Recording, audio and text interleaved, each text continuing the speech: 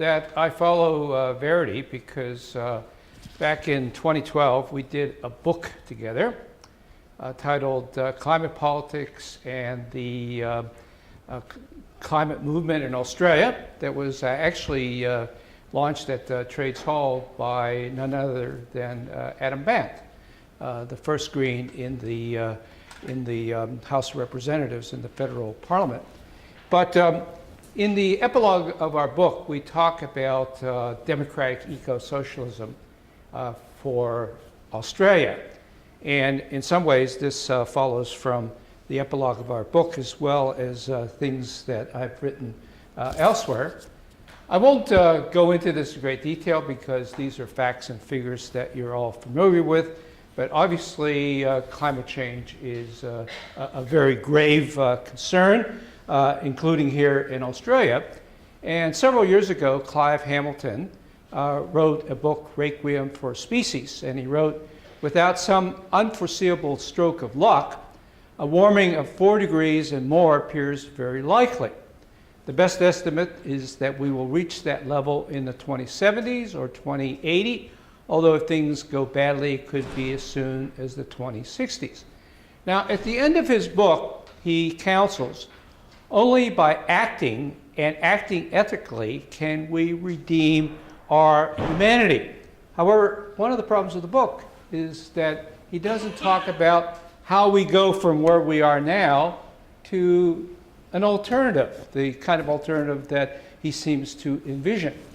Now, it's interesting to note, speaking of cli-fi, that Verity mentioned in her presentation, an early cli-fi novel was written by George Turner back in 1987, The Sea in the Summer. And while he may not have some of the details quite right, perhaps he foresees the climate crisis is coming on more quickly than it will probably come on. He's talking about this. This was, a little bit over 30 years ago. And this is actually a novel that Verity put me onto and that we do talk about in our book on Australian climate politics. Now, there's a lot of talk about what to do about climate change. So, for example, I'm at the University of Melbourne, and I go to many, many different events on climate change. The Melbourne Sustainable Society Institute has a lot of panel discussions and seminars on not only sustainability, but also climate change. And what I find is that the discussion tends to be pretty well framed within the parameters of capitalism. But I would argue that most of the attempts to grapple with climate change, to mitigate it, even to adapt it, are very timid. So this includes things like emissions trading schemes, carbon offsetting, carbon capture and sequestration, even talk about nuclear energy. James Hansen in the US still talks about nuclear energy as a way of mitigating climate change. There's a lot of interest in geoengineering. I think all of these approaches are very problematic. And then you get into ecological modernization. Now, most of the people in the Australian climate movement, for example, are committed to some form of ecological modernization. So there's a lot of talk about renewable sources of energy, solar energy, wind energy, perhaps geothermal energy, talk about energy efficiency. And again, I think that these things are important, but they're not enough. So what I very often argue is, how can you expect the system that created the problem to solve the problem? So that means that we're going to have to think about moving to an alternative. And that's basically what we're trying to grapple with at this particular symposium. However, I hate to say this, I'm very reluctant to say this, but I think things are going to get worse before they get better. Now, will they ever get better? We don't know. We may fry the planet before we get there, but I think it's imperative to struggle with alternatives. Now, capitalism has so many contradictions. We're talking already about them. I won't go into them. But basically, I think as part of sort of moving forward, we have to sort of reconceptualize maybe a new economy, maybe eco-socialism or democratic eco-socialism. And here I refer to a book that Verity mentioned in her presentation, and that is Eric Olin Wright's Envisioning Real Utopias. Unfortunately, he doesn't deal a lot with the ecological crisis there, but he talks about the need to sort of re-envision socialism, to reinvent socialism, and to, rather than talking about utopias that are not necessarily achievable or kind of pie in the sky, to talk about real utopias that are achievable or realistic dreams or visions. Okay, so my own real utopian vision basically argues that we have to just completely move beyond capitalism. As an anthropologist, I would argue that social systems don't last forever. Whether you're talking about them at the global level, the regional level, or the local level. So feudalism lasted for roughly 800 or 900 years, but obviously it went out of fashion, transitioned into capitalism perhaps for about 500 years ago. And capitalism, of course, is very well entrenched, including in universities. In fact, as I walked around this university this morning trying to find my way here, I thought, God, is this a university or is this some sort of massive multinational corporation? Maybe a bit of both. So in trying to grapple with moving beyond capitalism, I've worked with the idea of democratic eco-socialism. Now, this is a concept that Merrill Singer and I and Ida Susser coined in a textbook that has gone through 3 editions. Medical Anthropology in the World System. First edition was 1997, second was 2003, and the most recent was 2013. And nothing particularly unique about that term because the term democratic socialism has been out there for a long time. To set it off from so-called authoritarian socialism, such as existed supposedly in the Soviet Union or exists now in China. And the term eco-socialism has been around for probably about 35, maybe 40 years, going to the work of people like Andre Gortz and Barry Commoner. So we took these 2 terms, democratic socialism and eco-socialism, and conflated them. And as a result of this, I've been working on democratic eco-socialism since the textbook. I had a book come out at the end of last year, Democratic Eco-Socialism as a Real Utopia, transitioning to an alternative world system. Now, again, there's quite a literature about eco-socialism. The work of people like John Bellamy Foster at the University of Oregon. But what I very often find is that a lot of the work on eco-socialism doesn't talk about how you go from A to B. It has a vision of what eco-socialism will look like, what B looks like, but it doesn't talk a lot about how you transition. Okay, so anyway, I won't go through the distinction between communism and socialism, but a lot of people say, okay, we've tried socialism. I remember Peter Christoph saying in a symposium on climate change that I convened back in 2007 when I first came to Melbourne, and he said, well, socialism, we've been there, we've tried it, it doesn't work. But what I argue is that we need to sort of think about what were those experiments to create socialism during the 20th century, starting out with the Bolshevik Revolution in Russia, what became the Soviet Union. Were they actually socialism or were they something else? And again, I think probably all of you are familiar with different theories. One theory would say that they were actually existing socialism or state socialism. Others would argue that they were transitions between capitalism and socialism that needed to go through some sort of democratic revolution. That was the position of, for example, Paul Sweezy when he wrote his book, Post-Revolutionary Society, about the Soviet Union. Some Trotskyists, such as Tony Cliff, defined them as state capitalism. Others defined them as new class societies. Whatever they were, what I would argue is that they had so many contradictions, both internal and external contradictions, historical and social structural contradictions, that they never really pulled socialism off.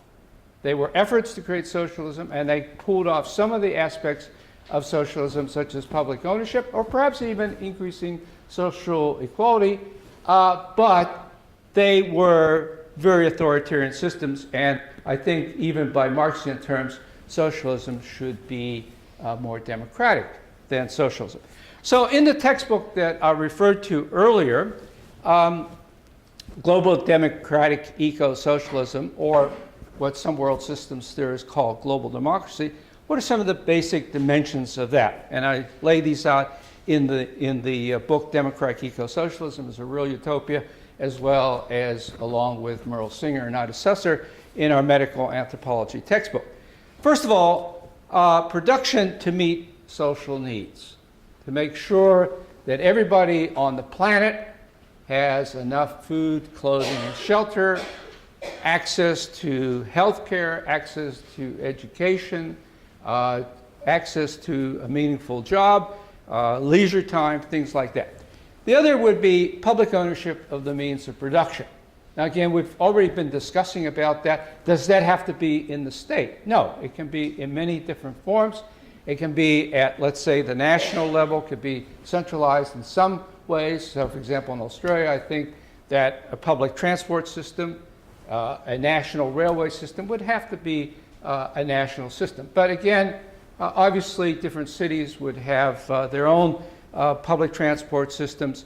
So there could be the role of cooperatives involved, a high degree of social equality, a mixture of representative and participatory democracy, a mixture of centralization and decentralization at international, national, regional, and local levels, and also a strong commitment to environmental sustainability and a safe climate.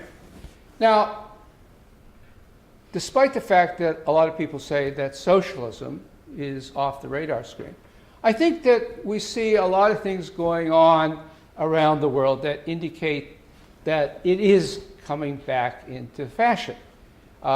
We take, for example, the Bolivarian Revolution in Latin America, in places like Venezuela, where it's not going very, very well right now.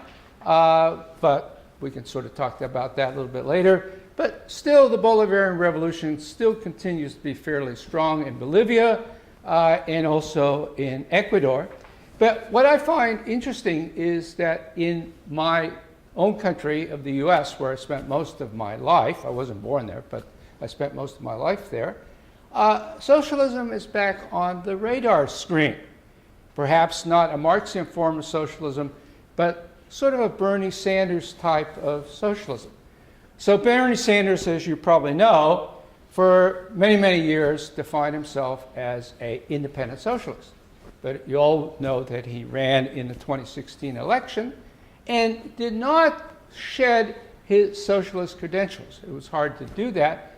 And what's interesting is that now you have millions of young Americans who are calling themselves socialists. Now, they may have a whole lot of different definitions about socialism. I would argue that Bernie Sanders is more of a social democrat in the European vein, but again, the idea of socialism has sort of come back in. Same thing going on in Britain. So Verity could probably talk more about the whole Jeremy Corbyn phenomenon there. One of the conservative think tanks in Australia recently did a study. I think it's called the Center for Social something or other. And they interviewed over 1,000 millennials. And much to their disappointment, they discovered that about 60% of these Australian millennials think that socialism is a pretty good idea. Now again, no clear-cut definition of what is meant by socialism. And about 60% had a negative view of capitalism. Now, the center was very, very disappointed by these results, and who do you think they blame? The mass media and university academics. Well, I wish we had more university academics in at the University of Melbourne who were talking about socialism. Both Verity and I are retired in a sort of sense. I don't see too many other people talking about socialism or even talking about Marxism at the University of Melbourne. Maybe at the University of Technology, Sydney, or maybe at the University of Newcastle, but very little of it going on in Melbourne. So basically, the idea of socialism has not obviously completely disappeared. Okay, so I'm going to go through a litany of steps. Now, this is not a blueprint. Marx warned against blueprints, and I don't want to sort of lay out a blueprint. But I think that when I find very often when I tell people I'm an eco-socialist or I'm a socialist, they say, well, what does that look like? And I think people would like to have sort of talking points, guidelines. And these are guidelines that I sort of lay out. We've already been talking about some of them. First of all, what you would need is new left parties around the world to capture the state.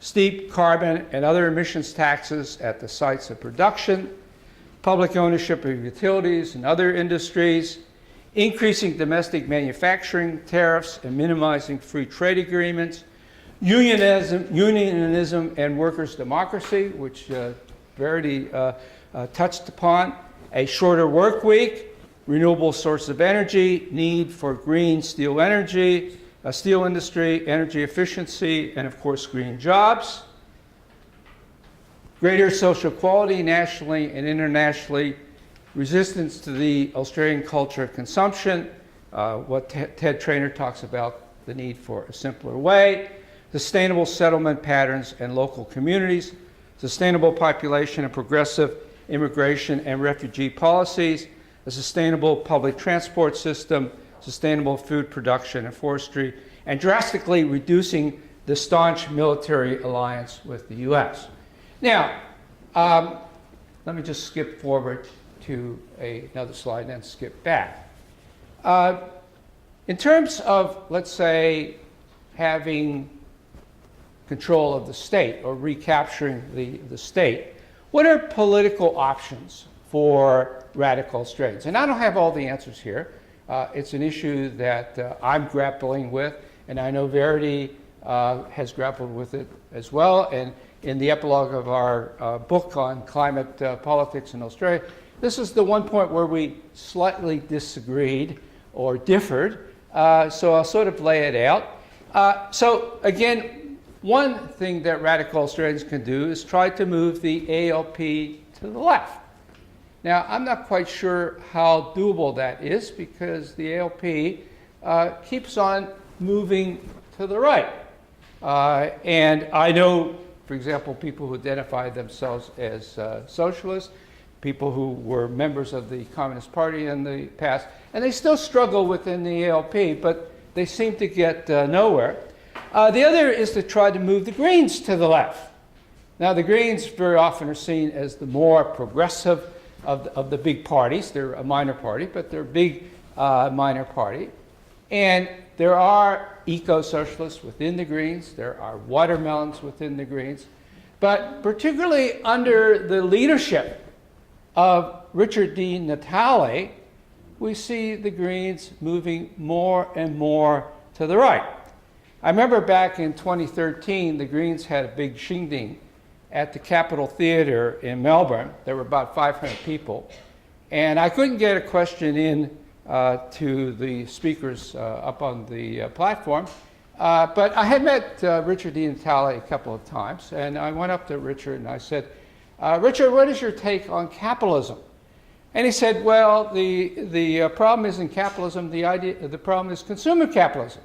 I said, excuse me, but production and consumption, they sort of go hand in hand. He says, well, that's a good question. Let's have a discussion about that after the election. I said, okay, here's my card. He never got back. That's not the important point. The important point is his naivete about capitalism. And you all, probably many of you know what happened with the Left Renewal group here in New South Wales, group of young people in the Green New South Wales Party, talked about overthrowing capitalism, eradicating capitalism. Probably most of them, as I understand it, were more sort of anarchist types rather than socialist types. But the leadership of the Green Party kind of went sort of haywire, and Richard T. Natale came out and condemned them, and then Bob Brown condemned them, and Christine Mills said that they should go off and form their own party. So what we see is that the Greens are moving to the right. And Noam Chomsky, of course, many years ago said that the U.S. has a one-party system, the business party with the Republicans and Democrats as being the two factions. But if I look at Australia, having been here now for about 14 years, I would say that the coalition and the ALP are the factions of the Australian Business Party.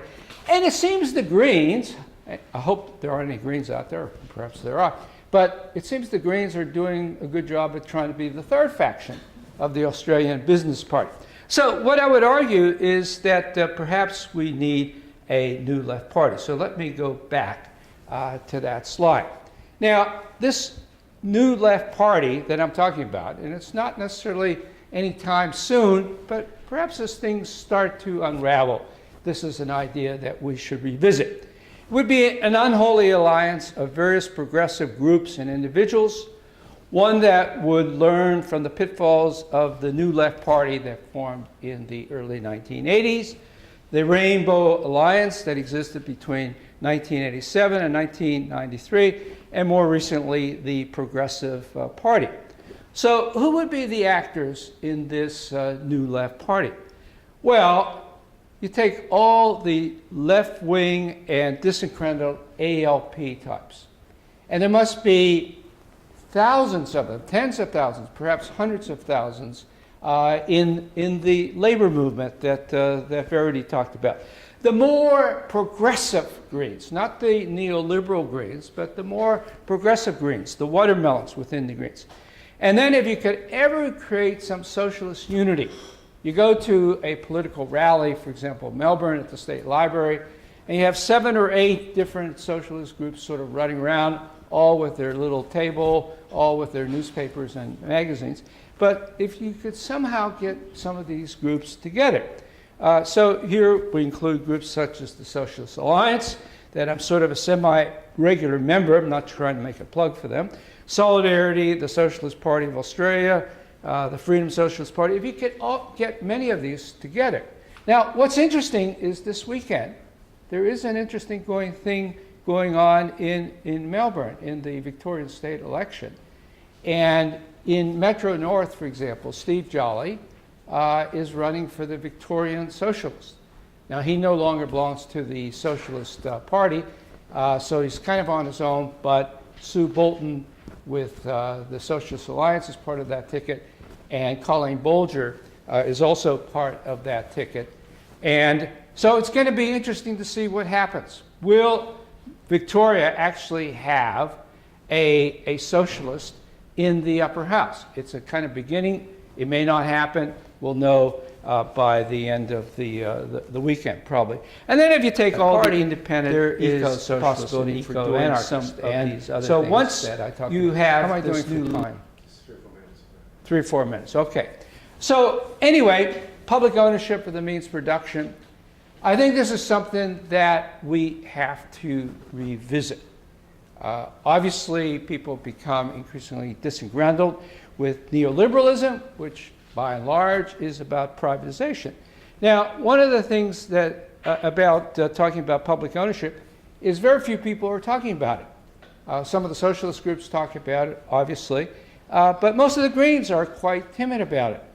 I remember back in 2009, the Greens had a conference at Melbourne Uni called the Green New Deal.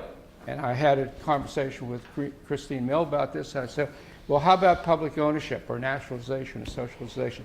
She said it won't work. So, but I think this is something that we need to talk about. And it would take a bold government with a strong political will. Jeremy Corbyn is talking about the need for socialization in the UK. And a good place to start would be with the mining industry and the utilities. And if you have public ownership of mining and the utilities, you can start shifting away from coal and even natural gas, shifting to renewable sources of energy, and opening for the creation of green jobs. A movement toward greater social equality, ecological modernization. I think I'll just sort of finish with this one because I probably have too much. But obviously, what we need is good local public transport. And public transport that is not privatized, but that is completely publicly owned. Paul Meese at the University of Melbourne, the late Paul Meese, was talking about the need for this. Good regional and interstate public transport, an emphasis on walking and cycling, reducing cars as much as possible, taking cars out of the CBDs of Australian cities. Obviously going to need emergency vehicles and perhaps vehicles for deliveries or vehicles for handicapped people, but most people would be able to get around without cars in the CBD. Banning four-wheel drives, except in mountainous or outback areas. Limiting air travel. So basically, movement between Melbourne and Sydney, between Sydney and Brisbane is made basically by air, even though there's a train to improve that train, to create perhaps a high-speed rail system. A bioregional approach to holiday travel. I can't tell you the number of people who I've met in Melbourne in the 12 years or so that I've lived there, who've never been to Tasmania, haven't been to New Zealand, but may go to Europe every year, maybe twice a year, because, well, they say, well, we'll see some of those Australian places later. Okay, anyway, I think I'm running out of time. Okay, so anyway, I'll just say this. The struggle for democratic eco-socialism will require a long and protracted struggle. It's not inevitable. We may fry much of the plan before meaningful change occurs, but again, we have to sort of come to grips with the realities of post-revolutionary societies. They weren't all failures, there were successes. What can we learn from their successes? What can we learn from their failures? And basically sort of to reinvent the idea of socialism. Okay, thanks.